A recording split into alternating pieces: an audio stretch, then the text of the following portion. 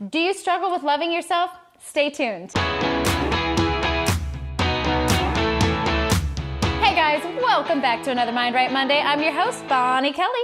Today we're talking about how you can fall in love with you.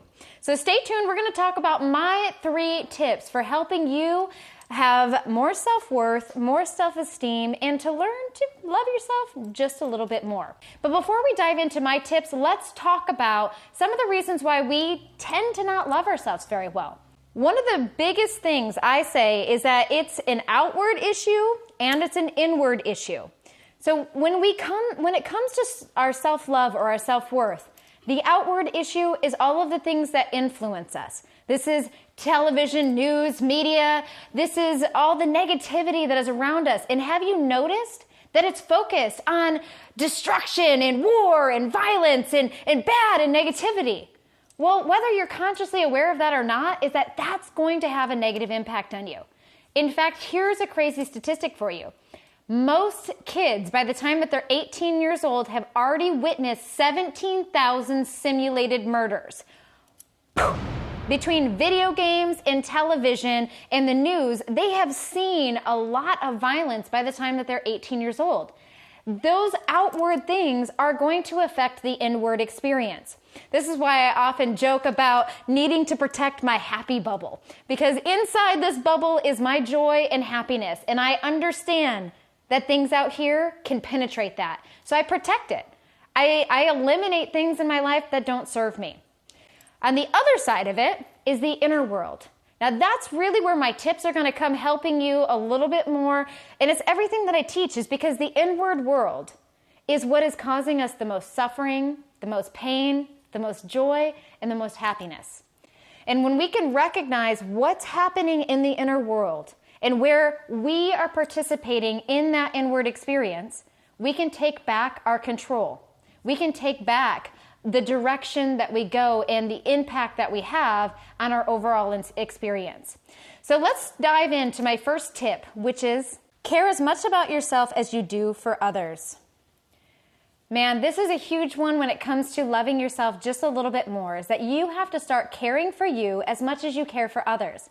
This doesn't mean that you're selfish. This doesn't mean that you're arrogant or self-absorbed, no matter what society has conditioned you to believe.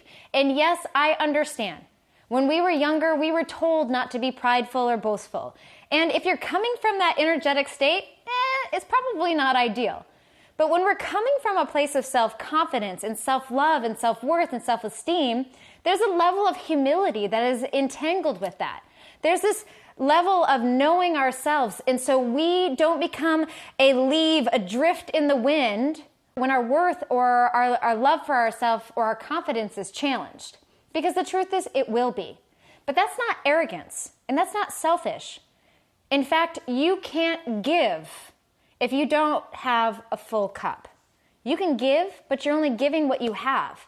And if you're operating on just a half cup, that's all you have to give the world. But loving yourself means that we fill the cup to full. We take care of ourselves equally as we take care of others.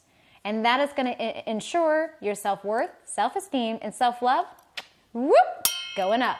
So let me end this first one with an amazing quote by the dear Buddha. And he said, "You yourself, as much as anybody in the entire universe, deserve your love and affection." Could not be more true. You are stuck with you for the rest of your life. Why not learn to love and have compassion and become your own best friend? All right, let's dive into my second tip, which is maintain your boundaries.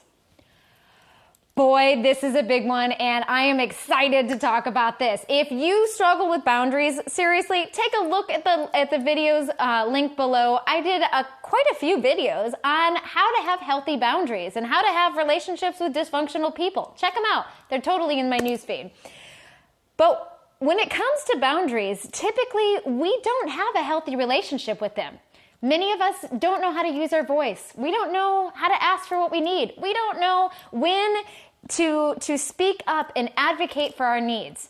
And if we do, it's usually because we've been pushed too far, that people just keep pushing and pushing and pushing and pushing, until they've crossed our threshold, and then we're gonna not take it anymore. We become confrontational and defensive, and we need to protect ourselves, and we push back with all of our might.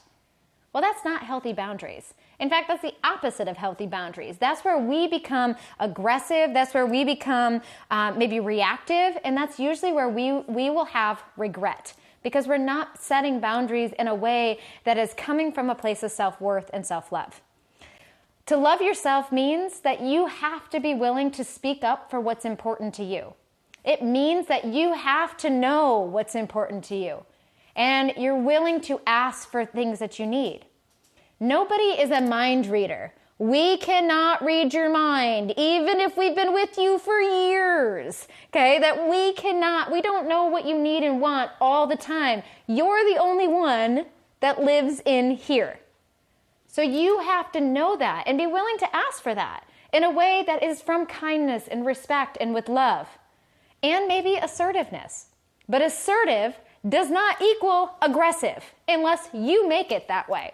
So let me finish this section out with an amazing quote by an amazing author, an awesome coach, and an epic trainer. Yep, yours truly.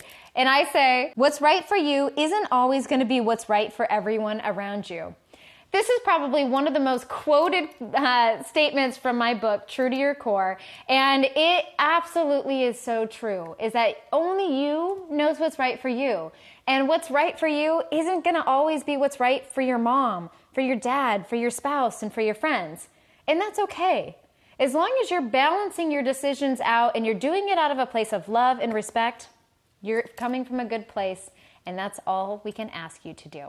All right, so this leads me to my third and final tip to help you fall in love with you, which is practice self-care. Okay, so before we dive into this one, the big question is looming over us. What does self-care mean to you? Because self-care is going to be unique to you. To me, I need to schedule in some girlfriend time. I need to go to lunch, or I need to go coffee, or I need to go shopping. I need to go do something fun, an adventure, even just a walk in the woods with people, because I'm an extrovert. So for me, self-care means that I need to have quality time with good people. But maybe you're more introverted. Maybe personal self-care means you need to find a book and hide in the corner of a library and spend some quiet time with just you. But what does self-care mean to you? Maybe that's a bubble bath. Maybe that means you're going to connect with people, going into nature, journaling, reading, going to the gym. What is it? And be willing to take responsibility for that. Be willing to take some time out just for you. Some special time carved out every day that takes 10 minutes or less for you to care for you. So Malcolm Forbes said this famously when he said, "Too many people overvalue what they are not and undervalue what they are." I can't emphasize this enough. The importance of knowing your value, to know your worth. And this is one of the most powerful gifts that you can give yourself. Take some time for yourself and enjoy being with you. And enjoy spending that time with you. And just watch it how full your love tank gets. Because again, you're stuck with you. Why not be friends with you? So if you need help with this, in just 10 minutes or less a day, I can help pave the way with our 21-day emotional detox program. If you need to just reclaim emotional control, kind of get control of those mental thoughts and flex those mindfulness muscles in 10 minutes or less a day, you can join now absolutely free. The first 7 days are on me, and it is no credit card required. All you need, click the link below and get started right now. And until then, I'm Bonnie Kelly.